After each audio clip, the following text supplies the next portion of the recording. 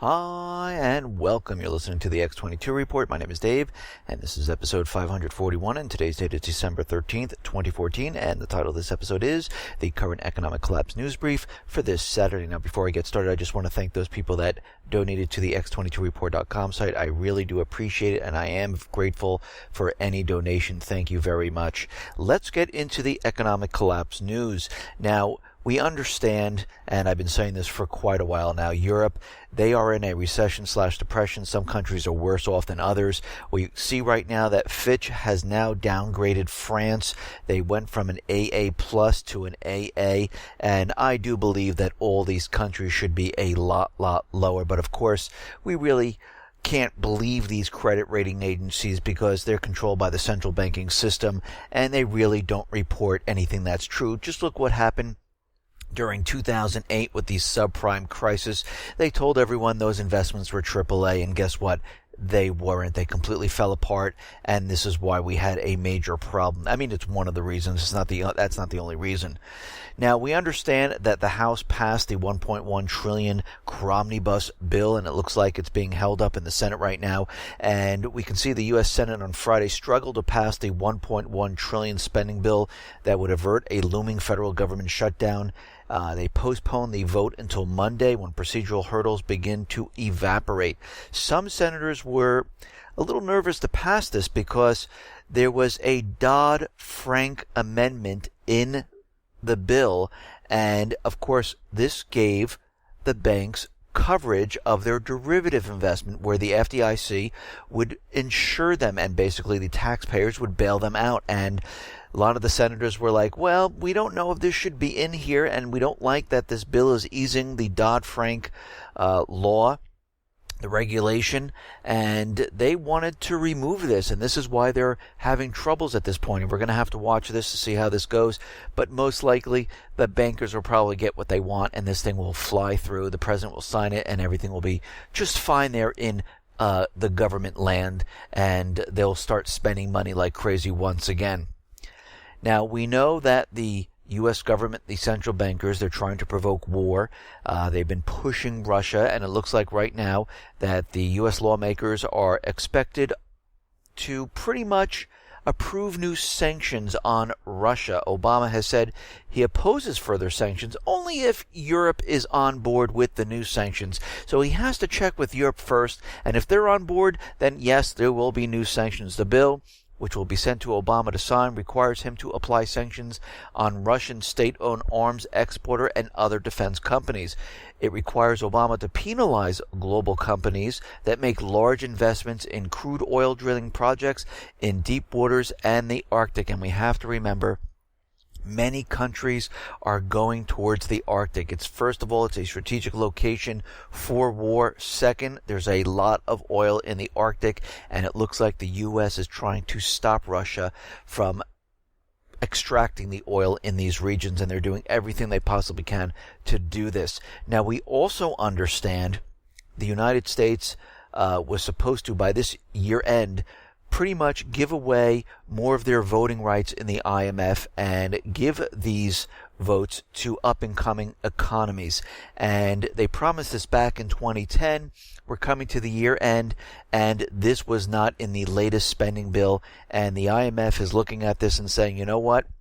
We're going to have to go around this. Christine Lagarde, managing director of the International Monetary Fund, said on Friday that the organization is ready to discuss IMF voting reforms without the United States to give BRICS and emerging countries greater voting power.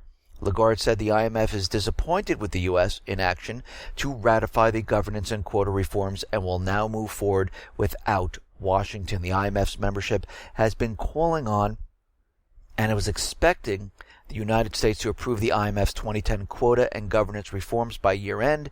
The IMF reforms will hand more IMF voting powers to BRICS, a long-standing demand of the groups, and will also reduce the concentration of representative power of Western Europe at the IMF board. So we can see already things are starting to switch with or without the United States, and we have to understand the yuan is going to come up next year and it's going to be voted on and put through tests where the yuan could become the reserve currency of another reserve currency, just like the U.S. dollar. And this would be directly hit the U.S. dollar if this does occur. And of course, as we know, the United States government, the central bankers, is not going to let this happen. They're going to fight this every way they possibly can. They'll probably just veto, do whatever they can to stop this.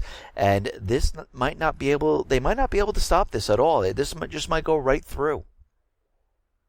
Now, we understand the CIA report came out, and this was about torture, and of course they use other terms. They try to hide the word torture, and as we can see, really no one is going to be prosecuted for this crime. And we understand that torture is completely illegal under U.S. law. Any legal avenues have been closed off in this case, and thus far the only person the Obama administration has prosecuted in connection with the torture program is a man who revealed its existence to the media. That's it. John, I'm going to try to pronounce his last name, Kirikou, a former CIA officer who is currently serving jail time on charges of espionage for speaking out against the CIA torture methods 7 years ago, was the first from the agency to blow the whistle on the CIA torture program. He is the only one in jail, and everyone else that knew about it, everyone else that helped it along, everyone that was briefed on it, all these people under the War Crimes Act, they should be charged with crime. But guess what? They're not going to be charged whatsoever. They're just going to let it slide. They're just going to pretend it never happened, and nothing is going to happen whatsoever. Now, out in Ukraine, we see Ukraine State Aviation Service has suspended flights to and from 3 major airports inside Ukraine, and they're saying this is for security reasons at this point. Now, I wonder what's going on there. We're going to have to follow that very, very closely. Ukraine, again, is out there, and they're saying they're not going to regain the status of state with nuclear weapons. Ukraine's President Poroshenko said in an interview, his country had voluntarily dropped nuclear weapons in exchange for security guarantees from other countries. And basically, he's going to depend on the United States, depend on Europe. And again, once the U.S. government central bankers capture a country, they do not want the countries to have nuclear power. They have puppet governments in there, and they pretty much do not want them to have access to nuclear power or nuclear weapons. So we can see right now, Ukraine is completely out. The United States will protect Ukraine if something goes wrong. NATO will protect Ukraine if something happens. Now, out in Iraq, we understand the United States is preparing to put boots on the ground. Kerry's out there telling Congress, yes, we need to have an open-ended war plan. We have to have the ability to bring boots on the ground, even though Obama says, no, we don't have to. And you can see they're definitely preparing. Right now, the United Kingdom Defense Secretary stated that the UK will send hundreds of the country's troops in January to train the Iraqi and Kurdish forces fighting the increasingly threatening Islamic State. Fallon added that a number of combat-ready soldiers would also be deployed to protect the UK personnel. So you can see right now, France is sending in troops, UK is sending in troops, and eventually the United States will send in troops to Iraq, and they're going to put boots on the ground. All those advisors that are already there, which is about 4,100, all of a sudden they will turn combat ready, and they will be ready to go. Now, there is footage that is out there about the Islamic State where they're saying they have drones now, and of course this is all propaganda. This new video from the Islamic State appears to use a drone, but some experts are out there already saying that, you know something, this looks completely staged, and this does not seem real whatsoever. And what they're looking at is that the terrorist army is unlikely to be able to use an unmanned aircraft in a real attack. The combat footage in the video is obviously staged, and the shooters depicted are aiming their weapons improperly. And again, anybody can pick up a remote control little type drone, put a camera on it, and make it seem like, yes, we have drone to fight and fire missiles. And again, this is all propaganda. They're trying to push the propaganda as hard as they possibly can, because the United States, UK, Israel, other Arab nations, they want to convince the population around the world that we need to put boots on the ground, we need to invade Syria, and yeah, we need to get Assad too. But we could see right now they're pushing this as hard as they possibly can. Now, the FBI and the Department of Homeland Security, they are out there once again giving us all types of warnings. FBI warnings suggest that the Iranian hacking campaign may have been larger than its own research revealed. The Federal Bureau of Investigation warned U.S. businesses to be on alert for a sophisticated Iranian hacking operation whose targets include defense contractors, energy firms, educational institutions, according to a confidential agency document.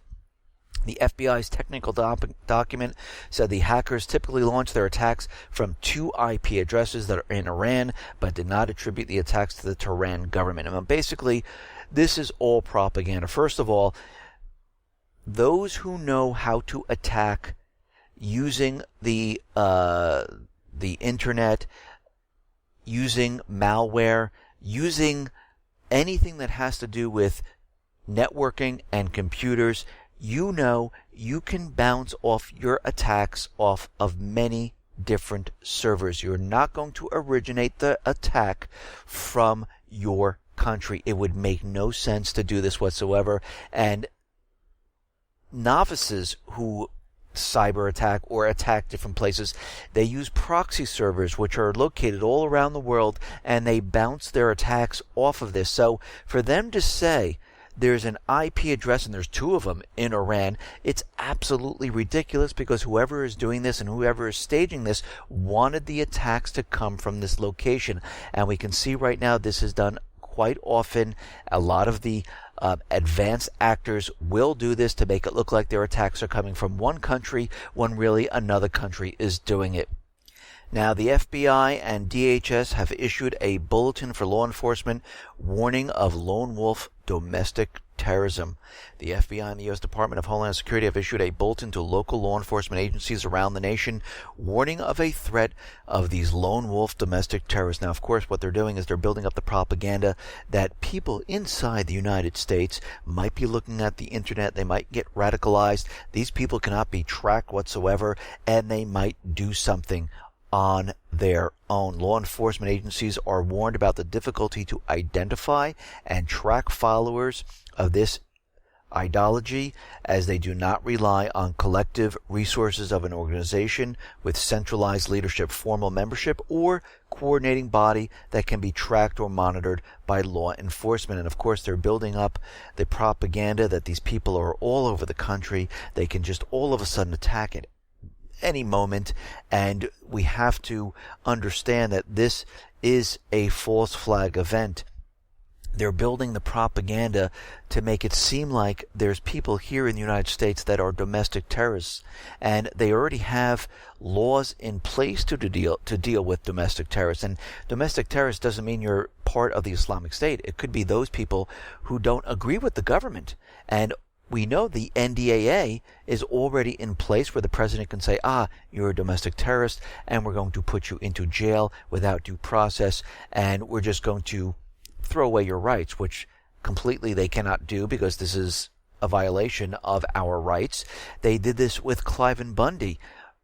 Harry Reid was out there, and he actually used the term as a domestic terrorist. He called Cliven Bundy and those people who are supporting him domestic terrorists. So you can see they're already starting, and anyone that does not agree with their philosophy, with what they're thinking or what they're doing, you are now a domestic terrorist. Now, of course, this is completely opposite of what they were talking about with those people in Ukraine who wanted to get rid of the government because they were backing the people at that time. They were handling the coup. They wanted freedom. They wanted democracy. They wanted a new way of life.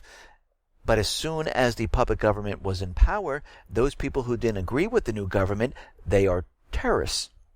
Same thing's happening here in the United States. The same thing happened in Yemen, Libya, Lebanon. and every single other country they're trying to maneuver into. They're trying to get Assad out of power. He is a terrorist. He runs a terrorist organization, of course. And when they put the puppet government in, and the people of Syria don't want this puppet government, those people will be terrorists. So you can see how the government plays. You see what they're doing, and we all need to get together, and eventually when this event does occur, this will be our time to say, you know what? You have violated the Constitution. You have violated our rights. You have broken our contract with the people. It is time for you to step down. Listen, everyone, thanks a lot for listening. Be well, be safe, and especially be prepared. Thanks a lot.